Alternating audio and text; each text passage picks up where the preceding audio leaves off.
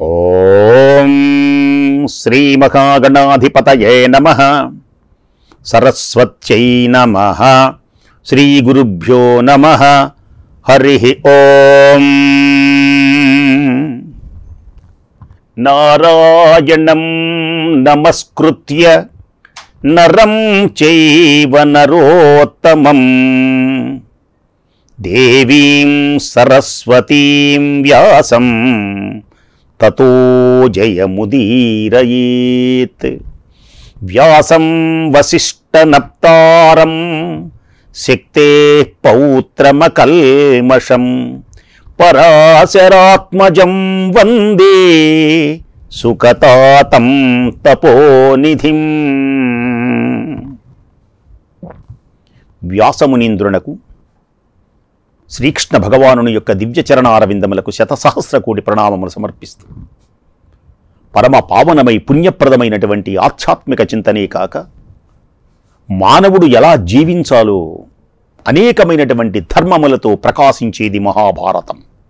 విలువలతో కూర్చినటువంటిది కనుకనే దీనికి మహాభారతం అని పేరు. అలాంటి పుణ్యమైనటువంటి మహాభారతాన్ని శ్రద్ధాళువులై వినండి. శౌనకుడు నైమిషారణ్యంలో సూత మహర్షిని అడుగుతూ ఉన్నారు, భృగు వంశాన్ని గురించి చెప్పండి అని. భృగు మహర్షిని బ్రహ్మదేవుడు అగ్నిలో నుంచి సృష్టించాడు. భృగు మహర్షి యొక్క భార్య పేరు పులోమ. ఆమె గర్భవతి.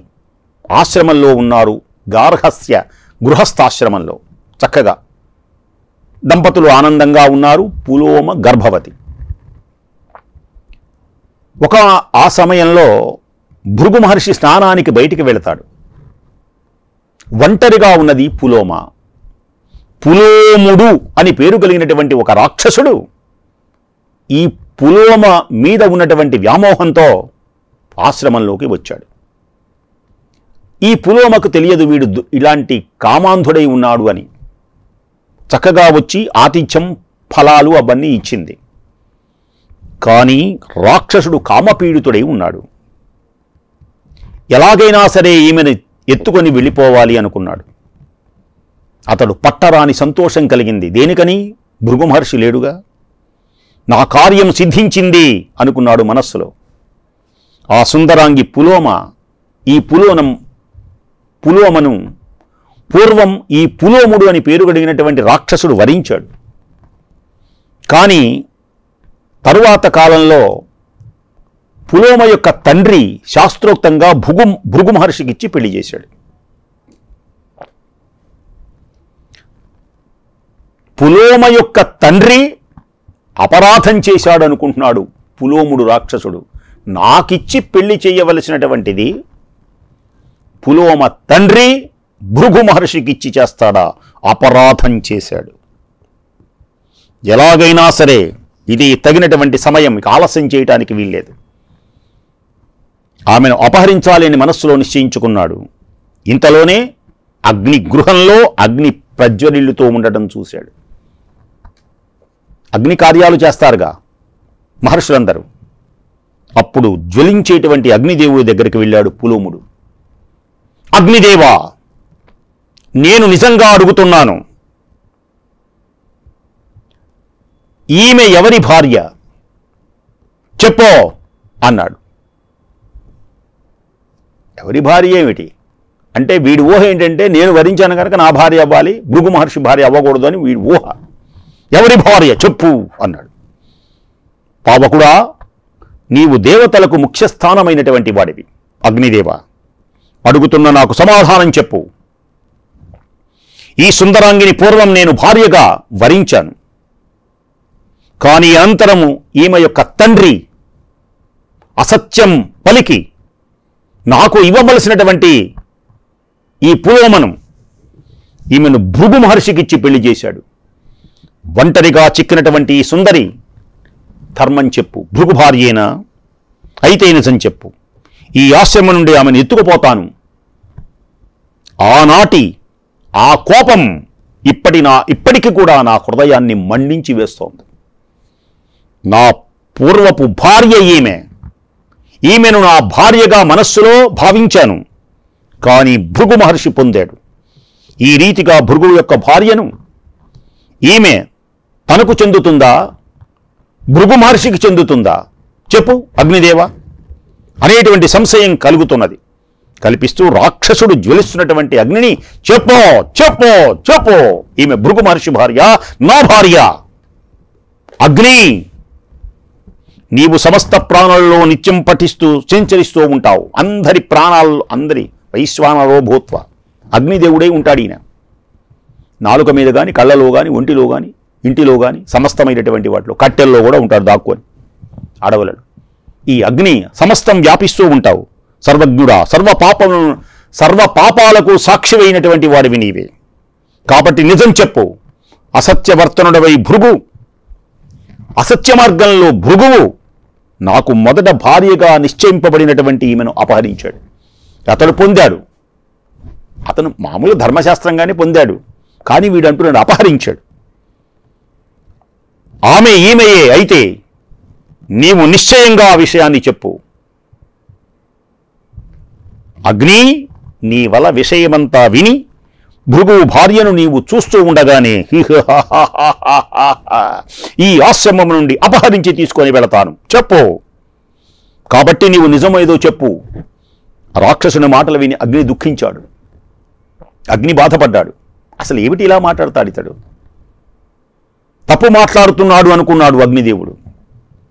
ఒకవైపు అసత్యానికి, ఇంకొక వైపు భృగువు యొక్క శాపానికి భయపడ్డాడు. ఎలా? ఒకవేళ నేను తప్పు చెబితే భృగువు నన్ను శపిస్తాడుగా అని మెల్లగా చెబుతున్నాడు రాక్షసుడితో. దానవనందన, నీ చేత పూర్వం వరింపబడినటువంటి పులోమయే ఈమె. ఆమె ఈమె, అనుమానం లేదు. నువ్వు వరించావు కదా, ఆమె ఈమె. కానీ ఈమెను నీవు విధిపూర్వకంగా మంత్రసహితంగా నువ్వు వివాహమాడలేదు, నువ్వు వరించవు. పులోమ నా భార్య కావాలి అని అనుకున్నావు, కానీ అదే నువ్వు సశాస్త్రీయంగా చేసుకోలేదు కదా. ఈ యశస్విని కీర్తిమంతురాలైనటువంటి ఈ పులోమ యొక్క తండ్రి సశాస్త్రీయంగా భృగు మహర్షికిచ్చి కన్యాదానం చేశాడు సశాస్త్రీయంగా. ఆ కీర్తిమంతుడు శ్రేష్టమైనటువంటి వరుడు కావాలనేటువంటి కోరికతో నీకు ఇవ్వలేదు. నీ లక్షణం తెలుసు, నువ్వు మంచివాడివి కాదను, లేకపోతే భృగు మహర్షి మంచివాడను, నా కుమార్తెకు యోగ్యుడైనటువంటి వాడు కావాలను ఏదో కోరికతో ఇచ్చేశాడు ఆయన. కాబట్టి తదనంతరం ఈమెను వేదోక్తమైనటువంటి క్రియాలాపాలతో శాస్త్రపూర్వకంగా నన్ను ముందు ఉంచుకొని భృగువు భార్యగా పొందాడు. అగ్ని సాక్షిని నేనే, అగ్ని సాక్షిగా, నా సాక్షిగా పులోనమును భృగు మహర్షి భార్యగా పొందాడు. ఆమెయే ఈమె అని నాకు తెలుసు. నువ్వు వరించావని తెలుసు, నీవు పెళ్లి చేసుకోలేదని తెలుసు. పులోమ తండ్రికి అగ్ని సాక్షిగా, నా సాక్షిగా వివాహము చేశాడు, భృగు మహర్షి చేపట్టాడు. అబద్ధం చెప్పడానికి ఆసక్తి లేదు. దానవోత్తమ, ఏ వ్యక్తి అయినా సరే లోకంలో అసత్యం పలికితే పూజింపబడడు. ఎప్పుడు కూడా సత్యమునే పలకాలి. ఎంత గొప్పగా చెప్పింది భారతం. ఎప్పుడు కూడా సత్యమునే పలకాలి. సత్యమే జయం, సత్యమే ఏనాటికైనా జయించేది. సత్యము పలికేటువంటి వాడే పూజనీయుడు. అగ్ని చెప్పినటువంటి మాటలు విని రాక్షసుడు మనోవేగాలతో ఆమెను అపహరించాడు. భృగు మహర్షి లేడక్కడ.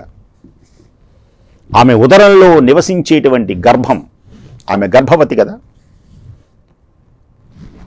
ఆ రోషంతో తీసుకొని వెళుతుంటే మరి భయపడిందో లేకపోతే మరే కారణమో యోగబలంతోనో ఒక విచిత్రం జరిగింది అక్కడ.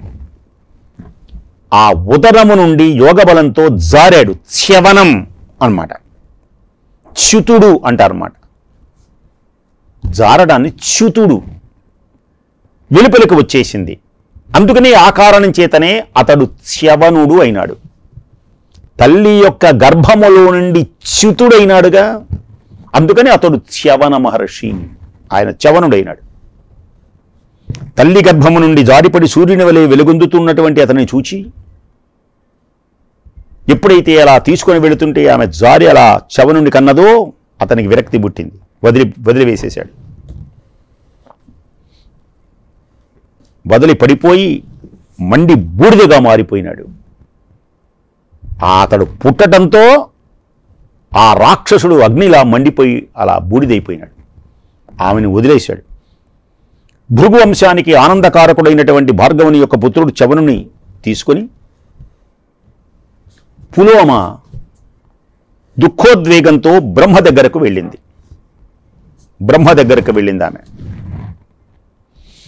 లోకాలంటికి పితామహుడు, గొప్పవాడు అయినటువంటి బ్రహ్మ నీరు నిండినటువంటి కళ్ళతో ఏడుస్తున్నటువంటి పతివ్రత అయినటువంటి భృగుపత్తిని చూశాడు. ఆ పితామహుడు బ్రహ్మ కోడలని ఓదార్చాడు. ఎందుకని అంటే ఆయనే కదా అగ్ని నుండి సృష్టించింది. ఒక రకంగా పులోమ బ్రహ్మకు కోడలే అవుతుంది. ఆమె కన్నీటి బిందువులన్నీ మహానదిగా మార్చేశాడు. తపస్వైనటువంటి భృగు మహర్షి యొక్క మార్గాన్ని ఆక్రమిస్తూ ఆ మార్గమే అనుసరించి ప్రవహిస్తున్నటువంటి నదిని చూచి లోక పితామహుడు అప్పుడే ఆ నదికి ఒక పేరు పెట్టాడు.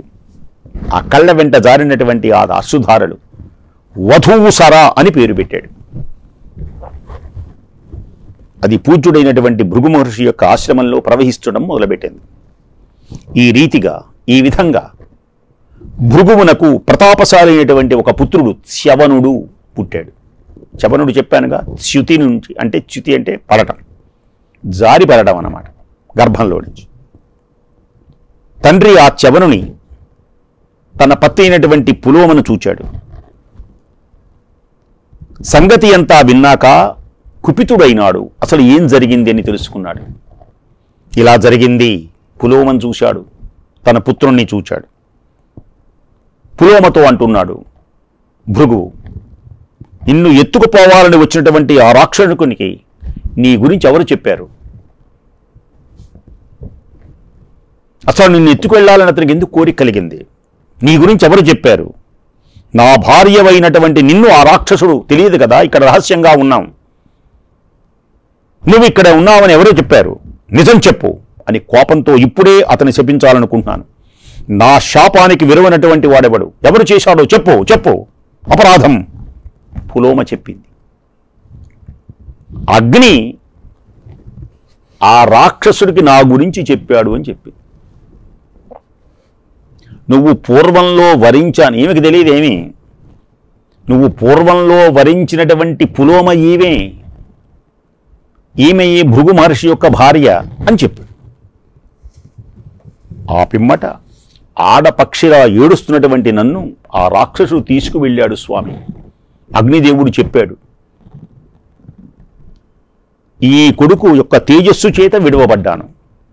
ఎప్పుడైతే అతడు నా గర్భము నుంచి జారిపడ్డాడో వెంటనే అతడు అగ్నిలో మాడిపోయినాడు. ఈ పిల్లవాడు పుట్టటం వలన నన్ను అతడు విడిచిపెట్టాడు, నేను రక్షింపబడ్డాను. ఆ రాక్షసుడు నన్ను విడిచి భస్మీభూతుడై పడిపోయినాడు. పులోమ యొక్క మాటలు విన్నటువంటి భృగువునికి కోపం కలిగింది. అగ్నిని చూచాడు. అగ్నిని దగ్గరికి వెళ్ళి, ఇలా చేస్తావా, సర్వభక్షకుడవు అవుతావు, సర్వభక్షకుడవు అని శపించాడు. సర్వభక్షకుడవు అవుతావు అని అగ్నిదేవుని శపించాడు భృగు మహర్షి. భృగువు శపించగానే కోపం కలిగింది అగ్నిదేవుడికి. ఏమని కోపం కలిగింది? బ్రహ్మజ్ఞ, నా పట్ల ఇంత సాహసం ఎందుకు చేశావు? నా పట్ల ఇంతటి సాహసం ఎందుకు చేశావు? నేను ధర్మం కొరకై ఎప్పుడూ ప్రయత్నిస్తూ ఉంటాను, పక్షపాతం లేకుండా సత్యాన్ని చెబుతూ ఉంటాను. నన్ను అడిగాడు, నేను సత్యమే చెప్పాను, ఆ విషయం నువ్వు గ్రహించలేదు. ఇందులో నా తప్పు ఏమీ లేదు. సాక్షి అయినటువంటి వాడు సాక్షి అయిన వాణిని అడిగినప్పుడు, సాక్షి అయినటువంటి వాణ్ణి అడిగినప్పుడు తెలిసి కూడా సాక్ష్యం చెప్పకుండా అబద్ధం చెబితే అతడు నశిస్తాడు. నువ్వు చెప్పు, నువ్వు చూశావు కదా అని అడిగినప్పుడు ఆ సాక్షి నిజమే చెప్పాలి, సత్యమునే చెప్పాలి. ఒకవేళ అలా చెప్పకపోతే అతడు నశిస్తాడు. అతని వంశంలో 7 తరాల వాళ్ళు నశిస్తారు. ఒక సాక్షి ఇది నువ్వు చూశావు కదా, నీకు తెలుసును కదా, చెప్పు అని ఒక సాక్షిని అడిగినప్పుడు ఆ సాక్షి నిజమే చెప్పాలి. ఎంత గొప్ప మాట చెప్పాడు చూడండి భారతంలో. అందుకనే భారతం గొప్పది. తన ఎరిగిన అర్థంబు వరుణ్ అనగా ఇది ఎట్లు చెప్పుమని అడిగిన చెప్పని వాడును, సత్యము చెప్పని వాడును, ఘోర నరక పంకము బడు. ఇది ఏమిటి, ఇది నువ్వు చూశావు కదా అని ఎవరినైనా అడిగినప్పుడు ఆ వ్యక్తి సత్యమునే పలకాలి. ఒకవేళ అలా గనక సత్యం పలకకుండా గనక ఉంటే అతడు ఘోరమైనటువంటి నరకాన్ని పొందుతాడు. అంతేకాదు 7 తరాల వాళ్ళు, 7 తరాలు, అటు 7 తరాలు ఇటు 7 తరాలు నాశనమవుతాయి. అలాగే కార్యం యొక్క అసలైనటువంటి తత్వం తెలిసినప్పటికీ కూడా చెప్పనివాడు పాపాన్ని పొందుతాడు. తెలుసుకో, ఇందులో సందేహమేమీ లేదు మహర్షి. నేను చెప్పినది సత్యం, నిష్కారణంగా నన్ను శపించావు సర్వభక్షకుడని. నేను కూడా నీకు శాపం ఇవ్వగలను, అగ్నిహోత్రుడను నేను. కానీ బ్రాహ్మణులు నాకు పూజ్యులు. బ్రహ్మనిధి, నీకు తెలిసినదే అయినా నేను చెప్పుతున్నది జాగ్రత్తగా విను. యోగ బలం చేత నేను అనేక రూపాలు ధరిస్తాను. యోగ బలము చేత అనేక రూపాలు ధరిస్తాను. వాటిలో ఆహవనీయ అగ్నిగా, గార్హస్థ్యపత్య అగ్నిగా, గార్హపత్య అగ్నిగా, దక్షిణాగ్నిగా 3 మూర్తులుంటాయి నాకు యోగ బలం చేత. ఆహవనీయ, గార్హపత్య, దక్షిణాగ్ని 3 మూర్తుల యందు నిత్యము చేయబడేటువంటి అగ్నిహోత్రముల యందు ఉంటా నేను. అనేక వ్యక్తులు చేసేటువంటి యాగాలలో నేను ఉంటాను. గర్భాధానాది క్రియలలో కూడా ఉంటాను. ఆ వేడిని కూడా నేనే. గర్భాన్ని ధరించడానికి కారణభూతమైనటువంటి ఆ శక్తి కూడా నాదే. జ్యోతిష్టోమాది యజ్ఞములలో ఉంటాను నేను. వేదోక్తమైనటువంటి విధి యందు నా యందు హోమం చెయ్యబడే హవిస్సుల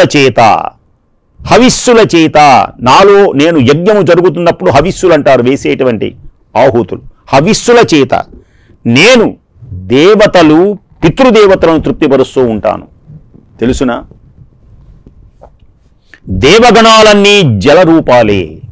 తెలుసుకో, పరమ పావనమైనటువంటి మహాభారతంలో అత్యద్భుతమైనటువంటి విశేషము చెబుతున్నారు. దేవగణాలన్నీ జలరూపాలే, అలాగే పితృగణాలు జలరూపాలే. దేవగణాలు, పితృగణాలు. పితరులకు, దేవతలకు కూడా దర్శ పౌర్ణమాసాలు చేస్తూ ఉంటారు. యజ్ఞం నాలో వేసేటువంటి ఆహుతులు దేవతలకి ఇస్తాను, పితృదేవతలకి ఇస్తాను. దేవతలే పితరులు, పితరులే దేవతలు. 2 రకాలుగా ఉంటాయి. సర్వాలలో వీరిని కలిసి పూజిస్తారు. ముఖ్యమైనటువంటి పర్వములు ఉన్నవే, పర్వములు సర్వులు కూడా ఈ పర్వముల యందు దేవతలని, పితృదేవతలని పూజిస్తారు. ఇప్పుడు మహాలయ అమావాస్య వచ్చింది. పితృదేవతలకు తర్పణాలు ఇవ్వటల్లా, యజ్ఞాలు చేయటల్లా, అలాగే దేవతలకు హోమాలు చేయటల్లా, యజ్ఞాలు చేయటల్లా. పర్వదినములలో ఏ ఏ పర్వములందు దేవతలకు, పితృదేవతలకు కూడా చక్కగా పూజిస్తారు. విడిగా కూడా పూజిస్తారు. నా యందు హోమం చేయబడినటువంటి హవిస్సును, నా యందు హోమము చేయబడినటువంటి హవిస్సును దేవతలు, పితరులు కూడా భుజిస్తారు. కనుక నన్ను దేవతలకు, పితరులకు ముఖం అని చెప్పబడుతూ ఉంటుంది. అగ్నిదేవుడు చెబుతున్నాడు, భారతంలో అత్యద్భుతమైనటువంటి ఘట్టం. అగ్నిముఖ వై దేవతాక. దేవతలు గాని పితరులు గాని నేను వారికి ముఖం అని చెబుతూ ఉంటారు. అమావాస్య నాడు చేసేటువంటి హోమం పితరులకి, పౌర్ణమి నాడు చేసేటువంటిది దేవతలకి నా ముఖం ద్వారా హోమాలు వ్రేల్చబడుతూ ఉంటాయి. అమావాస్య పితరులకు తర్పణాలు ఇస్తారు, హోమాలు చేస్తారు, అవి పితరులకు చేర్చేది నేనే. పౌర్ణమి మొదలైనటువంటి పుణ్యమైనటువంటి తిథుల్లో చేసేటువంటి హోమాలకు ఆచరించేటువంటి వాడిని నేనే. హోమము చేయబడినటువంటి హవిస్సులు వారు భుజిస్తూ ఉంటారు. వారి ముఖంగా నేను సర్వభక్షకుడను ఎట్లు కాగలను? సర్వభక్షకుడని నేను కాదు, వాళ్ళకిస్తుంటాను నేను. నన్ను సర్వభక్షకుడు అంటావేంటి అన్నాడే. తరువాత అగ్ని కొంతసేపు చింతించి, సరే, ద్విజుల యొక్క అగ్నిహోత్రాలలో, బ్రాహ్మణులు చేసేటువంటి అగ్నిహోత్రాలలో, యజ్ఞసప్త క్రియలలో తన రూపాన్ని ఉపసంహరించాడు. ఉపసంహరించుకున్నాడిక. భక్షణ అనేటువంటిది లేదిక. అగ్ని లేకపోవటం చేత ప్రజలు ఓంకార వషట్కారాలు లేక, స్వథ స్వాహ శబ్దాలు లేక ఆక్రోశించారు. ఇక ఎప్పుడైతే అగ్నిహోత్రుడు చల్లారిపోతున్నాడో, ఆపివేశాడో, పితృదేవతలకు స్వధానస్తర్పయామి అంటారు. స్వాహ దేవతలకి, స్వధ పితృదేవతలు. ఎప్పుడైతే ఈ వషట్కారాలు ఓంకారాలు హోమాల్లో జరగలేదో దేవతలు పితృదేవతలు బాధపడ్డారు, ఆక్రోశించారు. అప్పుడు మహర్షులందరూ ఉద్విగ్నులై దేవతల దగ్గరకు వెళ్ళి, ఓ పుణ్యాత్ములారా, అగ్ని లేకపోవటం వలన క్రియాలోపం జరిగి ముల్లోకాలు దిక్కు లేకుండా ఉన్నాయి. దేవతలకు లేదు, హవిస్సులు లేవుగా, పితృదేవతలకు లేవుగా. అందుకని ఈ విషయంలో ఏమి చెయ్యాలో చెప్పండి, ఆలసించడం మాత్రం తగదు. అనంతరం ఋషులు దేవతలు కలిసి బ్రహ్మ దగ్గరికి వెళ్ళారు. అగ్నికి కలిగినటువంటి శాపం, అతడు అన్ని రకాల క్రియలందు తన రూపాన్ని ఉపసంహరించుకోవడం. అంతకుముందు ఎన్ని క్రమాలు ఉన్నాయి? ఆయన ఆహవనీయ, గార్హపత్య, దక్షిణాగ్నులు ఇవి ఉన్నాయి. అంతేకాదు వేదోక్తమైనటువంటి విధానం, అలాగే రకరకాలైనటువంటి హవిస్సులు ఎన్నో విశేషములతో ఉన్నాయి. నిత్యాగ్నిహోత్రాలలో ఇవన్నీ కూడా ఉపసంహరించుకున్నాడు. కాబట్టి బ్రహ్మదేవుని యొక్క దివ్యమైనటువంటి విశేషంతో, మహానుభావ, కారణాంతరం వల్ల భృగువు అగ్నికి శాపమిచ్చాడు, సర్వభక్షకుడు కొమ్మని. దేవతలకు ముఖస్వరూపమైనటువంటిది, యజ్ఞభాగాలలో అగ్రభోక్తగా ఉంటూ అన్ని లోకాలలో హోమం చేయబడినటువంటి దాన్ని భుజిస్తూ ఉండేటువంటి అగ్ని సర్వభక్షకుడు ఎలా కాగలుగుతాడు? ఇవన్నీ తీసుకొని వెళ్ళి మీకిస్తున్నాడు కదా. అప్పుడు దేవతల యొక్క ఋషుల యొక్క మాటలు విని విధాత బ్రహ్మ ప్రాణులను సృష్టించి నాశరహితుడైనటువంటి అగ్నిదేవునికి పిలిచి, అగ్నిదేవుణ్ణి పిలిచి అంటున్నాడు. బ్రహ్మ ఆలోచించాడు, శాపగ్రస్తుడైనటువంటి అగ్నిదేవుణ్ణి పిలిచాడు. హుతాశన, అసలు ఈ లోకములంటికి సృష్టికర్త నీవే, అంతము చేసేవాడివి నీవే. అంతేకాదు ముల్లోకాలను నీవే ధరిస్తున్నావు, సమస్త క్రియాలాపాలను ప్రవర్తించేటువంటి వాడవు నీవే. కాబట్టి ఓ అగ్నిదేవా, క్రియాకలాపాలు విచ్ఛేదం కాకుండా ఉండేలా చెయ్యి. నీవు అన్నిటికీ ఈశ్వరుడు అయి ఉండి కూడా ఎందుకు ఇలా మూఢుని వలె ప్రవర్తిస్తున్నావు? నీకన్నీ తెలుసు. అందరినీ, ఆ దేవతలని, పితృదేవతలని అందరినీ కూడా నీవు ఉపసంహరించుకోవడం వల్ల నీ శక్తిని బాధపడుతున్నారు. నీవు లోకంలో సదా పవిత్రుడివి, నీవు సర్వభూతాలకు గతివి కూడా నీవే.